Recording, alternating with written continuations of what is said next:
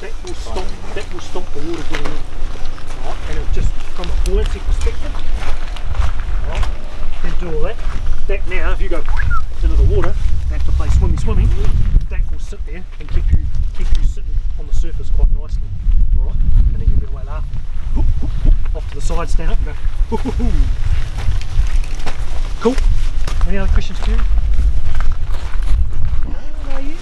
Oh, nothing? No. Okay, so what we'll do now, well, first of all, we'll step into individual crossing. We'll go through that practice, and so that you become comfortable with it. So we'll talk about how to get across with a stick, cross back, and then also you get to the halfway point and go, oh shit, life's got pear shape. We'll now turn around and go back, okay? So, the sticks that we've got over to the side there, if everyone else is going to select on one of those sticks, and then basically we'll just line up across here.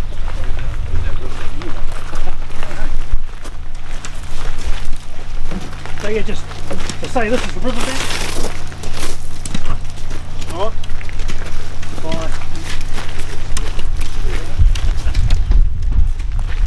You shall not pass. Try this one here.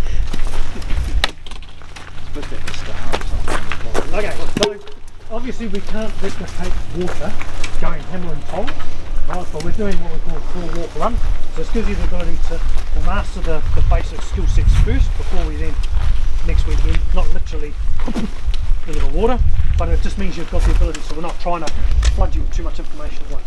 Okay, so the river's flowing down this way. Alright, so where do we want the stick? Upstream? Cool. You want it just here, beside us?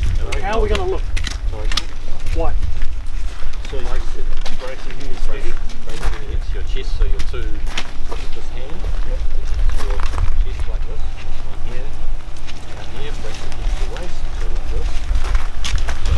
So, you're going to be leaning into the stick. A lot of your body weight, so it needs to be quite close to your feet. So when you go in, that's going to anchor, you've got to anchor that first, alright, upstream, and remember the current's trying to push you that way, so we're a little bit false here, so you want to anchor in and then just slowly shuffle round. Once you're ready to shift your stick, stop moving, slide it out. You may have to feel around rocks and so forth to get a point. You don't want to be reaching so far upstream you're now leaning so far into it. Likewise, you don't want to be too close in, so you try to find that middle spot. And now on the river, right? So now you're bracing against your pole. Yep.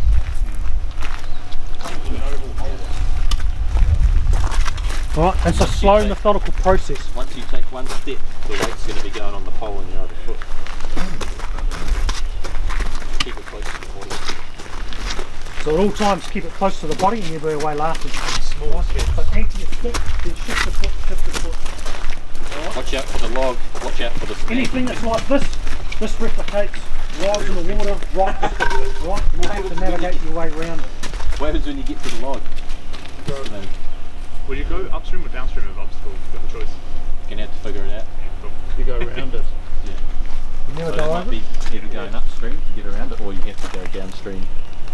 Or maybe you decide you can't actually can't get across, so you might have to, it's evaluating, so you might find that there's some more rocks scattered here, but it's calmer, but you can it looks clearer, so you'll go up around that way. Figure it out too, feel it. Go. Maybe there's a big hole underneath. I was just going to say, normally it's easier to move with the river, so usually if there was something I would tend to move downstream, but it would depend on what was downstream, because if there's a big rapid here, I don't necessarily want to move with the rapid even further, maybe I do want to go up. It's just a bit harder to work your way up against the current.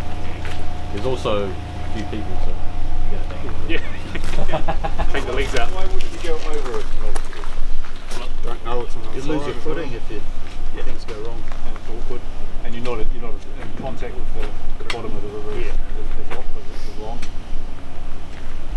If you're above a big obstacle, you can get sucked in against it, especially rock. I've had it happen to me, where my feet then got pinned under a big rock here.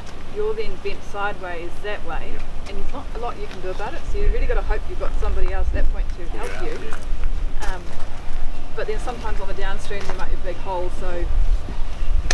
often big rocks have big holes in behind them.